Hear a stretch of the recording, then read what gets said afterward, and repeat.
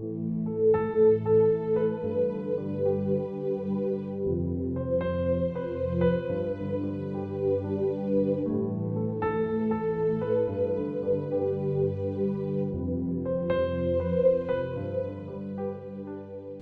du 17 mai, un terrain dangereux, deuxième partie. Et ce n'est pas étonnant car Satan lui-même se déguise en ange de lumière. 2 Corinthiens 11, verset 14, version Bible français courant. Le mouvement spirit contemporain trouve ses origines à New York avec les sœurs Fox, Margaret 15 ans et Kathy Fox 12 ans, se plaignaient d'entendre d'étranges coups dans leur maison. Elles prétendaient avoir mis au point un code qui leur permettait de communiquer avec l'esprit qui, selon elles, était à l'origine de ces bruits. La maison était considérée comme hantée et ces événements se sont répandus comme une traînée de poudre à travers l'Amérique. La nouvelle a donné naissance au spiritisme moderne en 1848. À la fin de leur vie, les sœurs ont avoué que tout cela était une fraude et qu'elles produisaient elles-mêmes les coups en faisant craquer leurs orteils. Mais il était trop tard. En 1954, les spirites comptaient déjà en Amérique plus de 3 millions d'adeptes, dirigés par plus de 10 000 médiums. Sur les dangers du spiritisme, Ellen White a écrit « Peu de gens se rendent compte de la puissance de séduction du spiritisme et du danger que courent ceux qui se placent sous son influence. Mais ils s'aventurent sur le terrain défendu